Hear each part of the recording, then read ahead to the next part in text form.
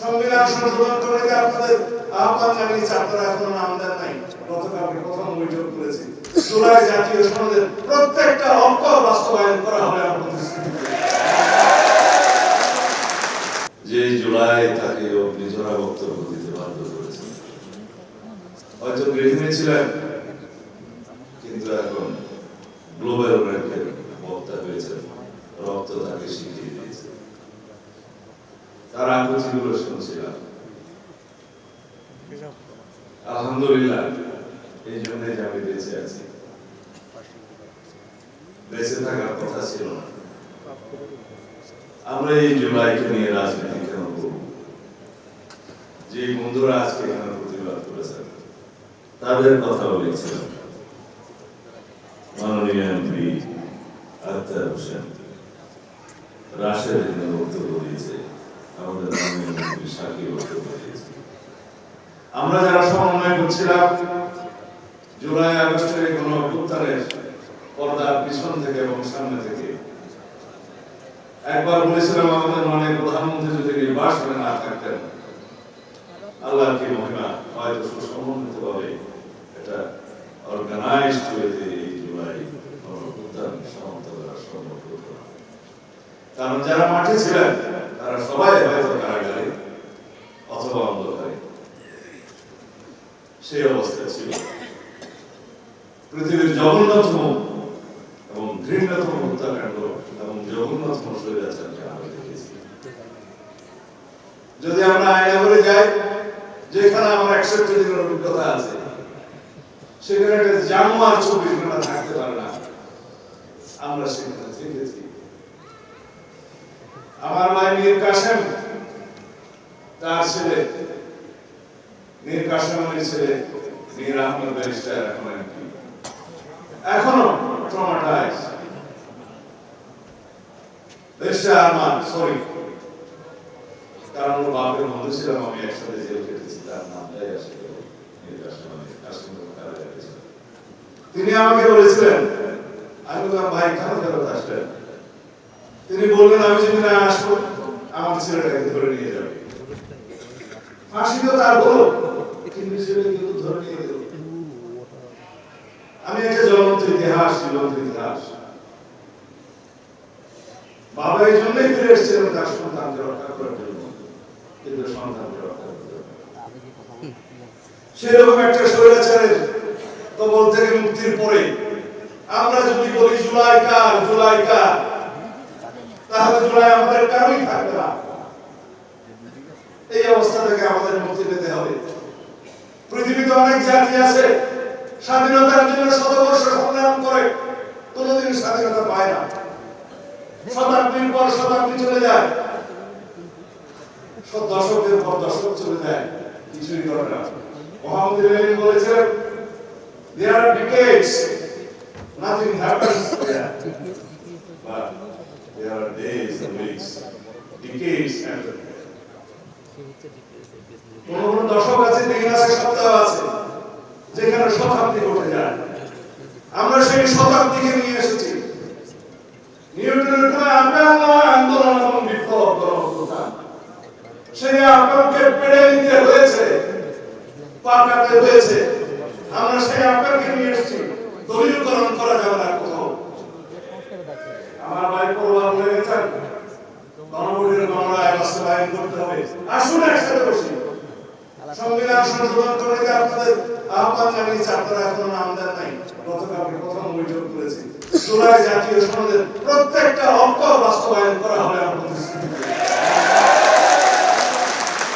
আপনারা বলেছেন গণ আকাঙ্ক্ষা, গণরায় বাস্তবায়ন করা হবে, সেটাকে সংস্কার পরিষদে গেলে হবে, সংবিধান সংশোধন কমিটিতে গেলে হবে না। আমি একবার বলেছিলাম, তার ধপ্পড়িয়া পড়িল না পড়িয়া ধপ্পড়িল এক কথাই, বাট কনস্টিটিউশনাল প্রসিডিউর হচ্ছে অ্যামেন্ডমেন্ট নেওয়া। প্রত্যেকটা অ্যামেন্ডমেন্ট হচ্ছে একটা সংস্কার। এইভাবে আমাদের বুঝতে হবে। মাঠের রাজনীতি করতে পারবেন, সংস্কার কমিশন করবেন, বা জাতীয় সংস্কার পরিষদ করবেন, সাংবিধানিক সংস্কার পরিষদ করবেন, দিস ইজ অল ওয়ার্ডিং। কিন্তু প্র্যাকটিক্যাল যেটা আসতে হবে অ্যামেন্ডমেন্ট, সেটা গ্রহণ করতে হবে পার্লামেন্টে, and that would be the 18th amendment of the Constitution. কিছু হিস্টোরিক পলিটিক্স নাও চেঞ্জ করি যেটার প্রত্যাশা নিয়ে আমাদের শরীরটা শহীদ হয়েছে, যে আকাঙ্ক্ষা নিয়ে অবদান হয়েছে, যার জন্য আমরা সংগ্রাম করেছি। আমার নিজের 10 বছর নির্বাচনে গিয়েছে, তাকে আমি বিচার দিতে দেব না। গুম কমিশন আমরা অধ্যাদেশ পাশ করতে নাই, কিন্তু গুমের উপর প্রতিকার এবং গুম প্রতিরোধ আইন নিয়ে এসেছি। আগামী পার্লামেন্টে আসবে ইনশাআল্লাহ।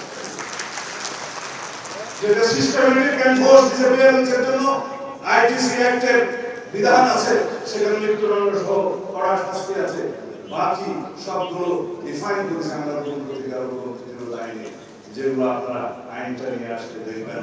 আমরা এখনো ওয়েবসাইটে দিয়েছি, দেখতে পারেন। সেই অভিযোগগুলো আমি যদি লম্বা বক্তব্য দিই, মাননীয় রাষ্ট্রপতির সময় থাকবে না। এখানে আপনারা অনেক অপেক্ষা করছেন, কিছু বিভ্রান্তিও মাঝখানে হয়েছে, যার জন্য আমার অনেক কথা বলার ইচ্ছা আছে। তবে অনেক কথা আছে যাবো বলে কিছু কথা না বলি। তার মানে হচ্ছে আন্দোলনের প্রেমী যারা বলেছেন যে ৩৬ দিনের জুলাই এই মুক্তির মন্দির সোপান একদিনে নির্মিত হয়নি। এই সোপান নির্মিত হয়েছে ২০০৯ থেকে শুরু করে ২০২৪ পর্যন্ত।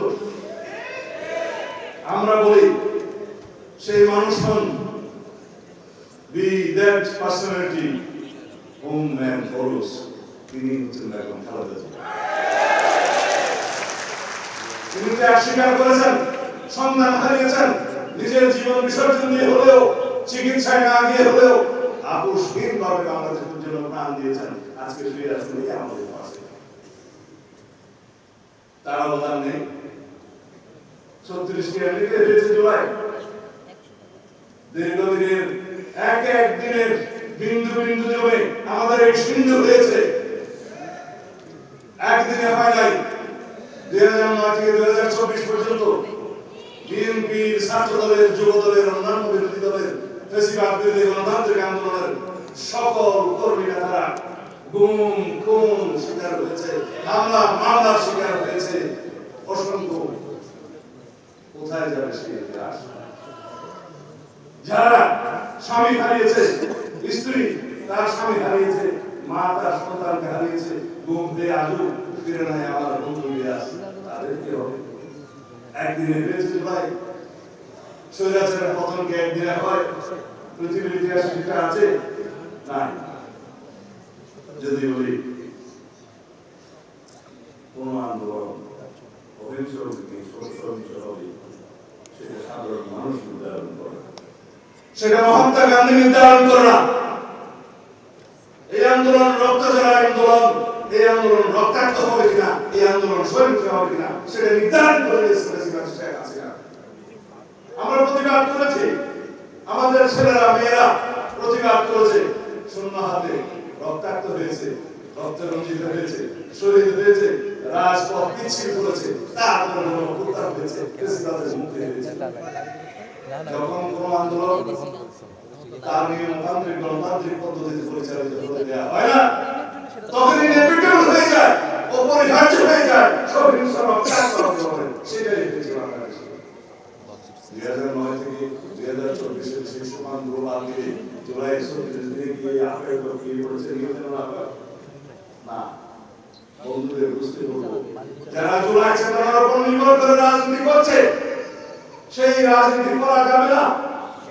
৭১ চেতনাকে বিক্রি করতে করতে ফ্যাসিবাদী শেখ হাসিনা দিল্লি যে বসে আছে, আমি অনেকবার বক্তব্য দিয়েছি, শেখ হাসিনা এবং আওয়ামী লীগের রাজনৈতিক মৃত্যু হয়েছে ঢাকায়, দাফন হয়েছে দিল্লিতে। কেন বলেছি? তারা এই চেতনা বিক্রি করতে করতে বাংলাদেশকে এমন একটা জায়গায় নিয়ে গিয়েছিল, যারা মুক্তিযুদ্ধের চেতনা বলে মানুষ ঘৃণা করত। আমাদের জন্য জুলাইয়ের এই চেতনাকে কোনোদিন অসম্মান না করতে হয়, সেই রকম রাজনীতি করি। জুলাই আমাদের সবার, বাংলাদেশের 18 কোটি 20 কোটি মানুষের সবার সম্মিলিত প্রয়াসে আমরা কেউ কেউ হয়তো নেতৃত্ব দিয়েছি। আমাদের সামনের সারিতে যারা শহীদ হয়েছেন, তারাই হচ্ছে আসল জুলাই যোদ্ধা। আসলে তাদের আকাঙ্ক্ষা বাস্তবায়ন করাই হবে আমাদের জন্য ফরজ। অথচ জুলাইয়ের কৃতিত্ব নেওয়ার জন্য, রাজনীতি করার জন্য সবাই প্রতিযোগিতায় নেমেছে। আমরা প্রতিযোগিতা করছি জুলাইয়ের আকাঙ্ক্ষা বাস্তবায়নের জন্য।